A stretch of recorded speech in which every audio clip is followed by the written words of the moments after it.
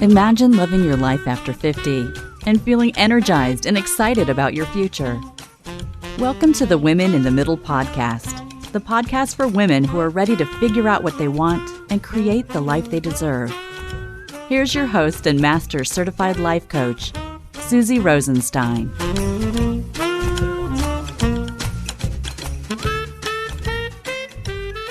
Hey there, welcome back to the podcast, Women in the Middle. I'm your host, Susie Rosenstein, your master certified coach and midlife mentor. And once again, I'm so glad to be here with you again for this week's episode, which is all about the 5 amazing midlife questions to live your best life.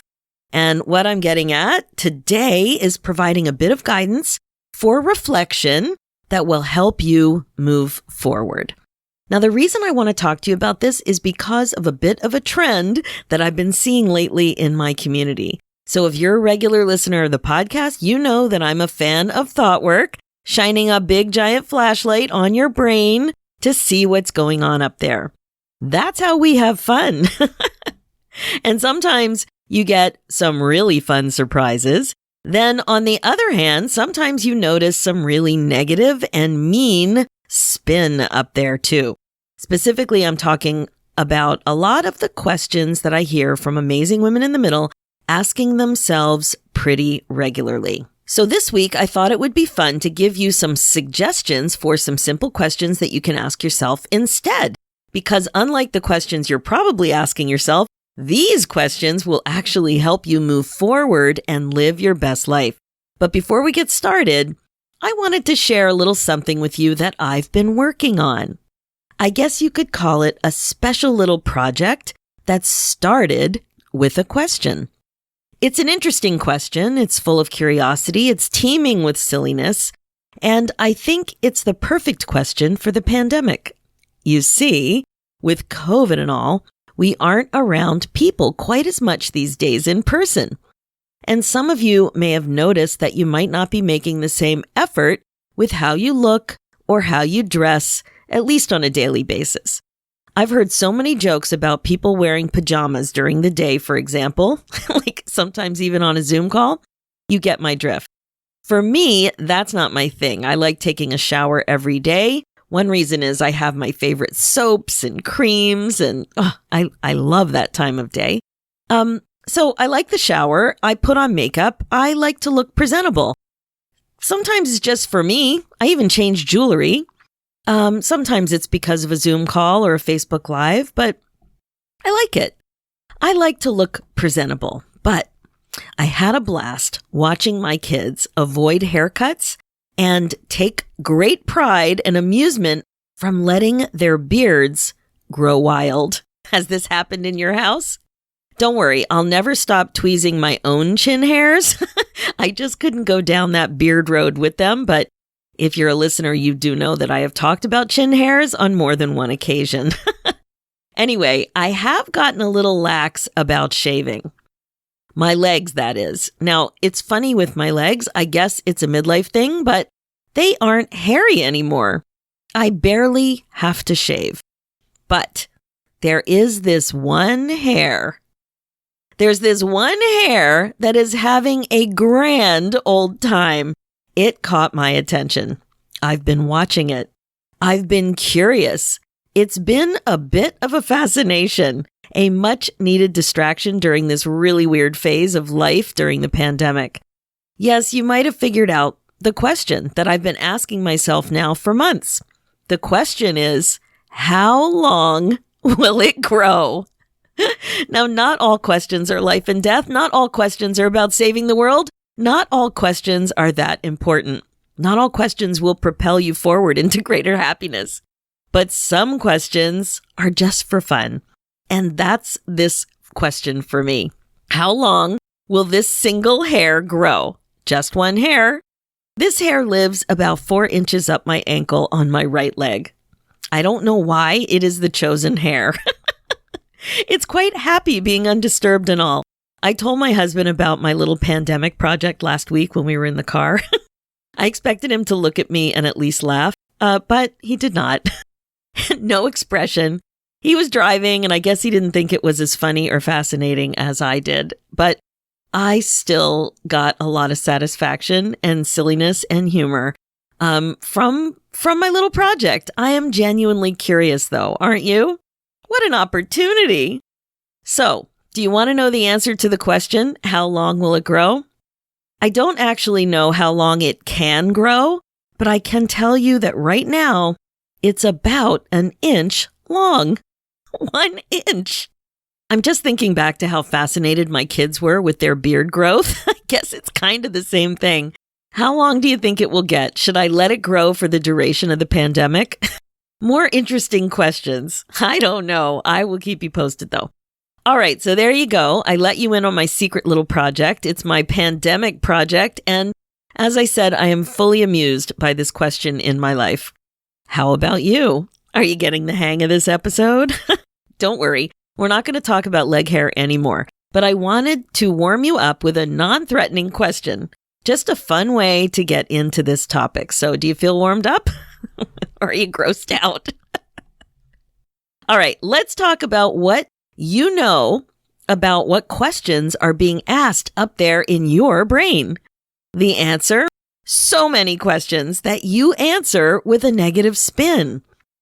And the problem is these questions are not all in your brain with your permission. They are just there, probably out of habit.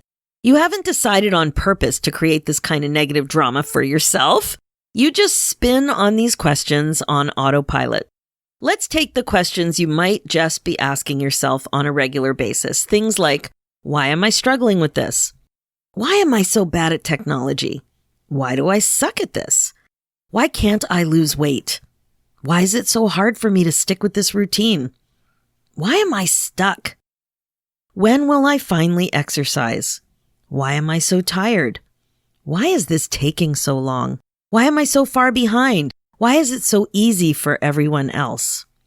See what I mean? Lots of questions. Now, when it comes to mindfulness and thought work, questions can be a bit tricky. The question feels like the thought that you're thinking, but it's not really. The actual thought that's on your mind is the answer to the question that you keep asking yourself. That's all fine, except when the answers suck and make you feel like crap. And when you answer questions like these, the answers typically don't make you feel great. Here's what might be thoughts for you. When you ask, why am I struggling with this? How might you answer? I always struggle. When you ask, why am I so bad at technology? How might you answer? I suck at technology. When you ask, why do I suck at this? How might you answer that? Because I'm too stupid to understand it. When you ask, why can't I lose weight? How might you answer that? Because it's harder for me. When you ask, why is it so hard for me to stick with this routine? How might you answer? I never stick to a routine. Or, I've never been able to do this. And the question, why am I stuck? Your potential answer? Because I'm confused. Because I'm afraid I'll make a mistake. Because I can't figure it out.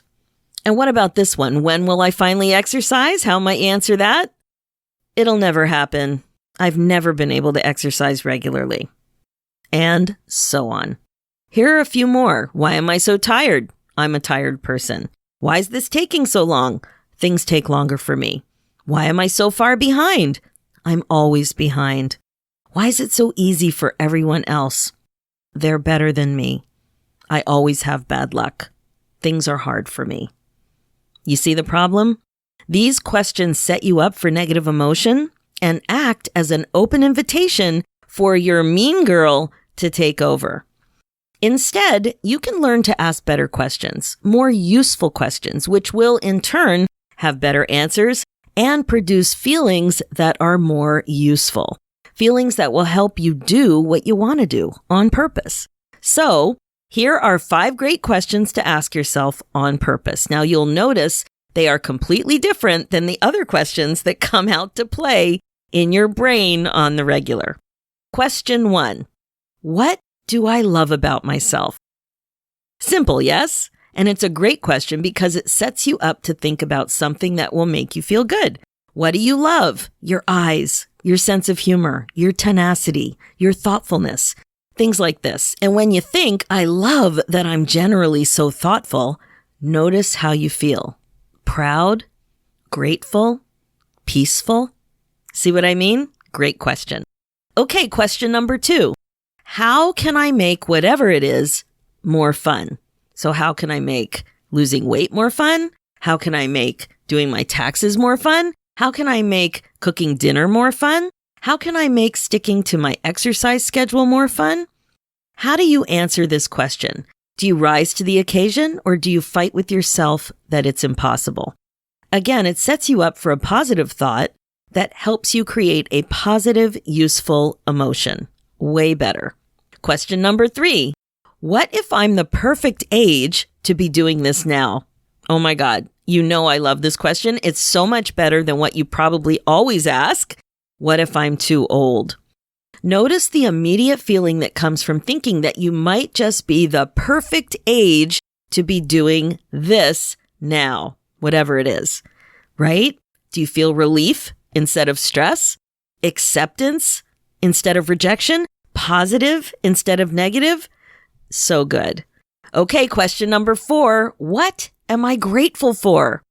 Now, this question may not surprise you because if you're listening to this podcast, you're probably on to the concept that gratitude is actually good for your health.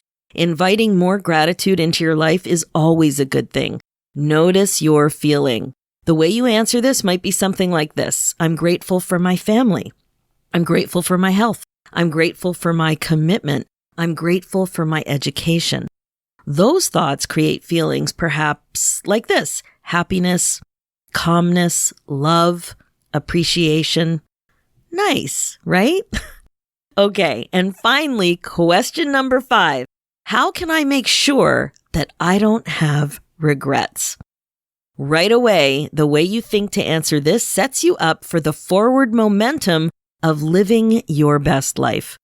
I might have regrets, or I hope I don't have regrets, are thoughts that create fear and hesitancy and perhaps even complacency. In contrast, the way you answer this question, how can I make sure I don't have regrets, might be, I'm committed to listening to my heart. I'm clear about my priorities. I'm living life in line with what's most important to me. I'm learning how to make sure I don't have regrets. And when you think these thoughts, your feelings might be confidence, courage, commitment, love, pride, those kinds of feelings. Feelings that are useful for you to accomplish your life goals. So there you go, 5 questions that will help you live your best life. Just some thought starters for you. You can see, though, that the way you ask yourself a question can create different thoughts for you, and therefore different feelings and ultimately different results. You will prove your thoughts. That's how it works. You will prove your thoughts. It's just the way things are. So you might as well think more on purpose, right? You don't have to overcomplicate it, but you do have to make an effort by first increasing your awareness about what you're thinking, what's going on up there, how you're spending your time in your mind, what questions you ask yourself all the time, often just out of habit. It all counts. And more awareness in this part of your life will really help you keep moving forward. Get excited about your life again. And what I like to say, be the queen of your brain domain. This is doing midlife on purpose. All right, that's it for today's episode. My focus as a midlife coach is to help you waste less time spinning and feeling stuck. It's time to get excited about your life again. I'll be bugging you about this. So I hope you don't mind. Remember that sparkle power counts. Being the queen of your brain domain really is the best way to be.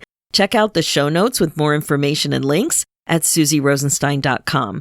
Download my free guide, 9 Secrets to Get Unstuck in Your 50s at SusieRosenstein.com/9 secrets. Want to connect with me more in the future? No problem. Join the free Women in the Middle Community Facebook group where we continue the podcast conversation. Head over to facebook.com/groups/Women in the Middle Community.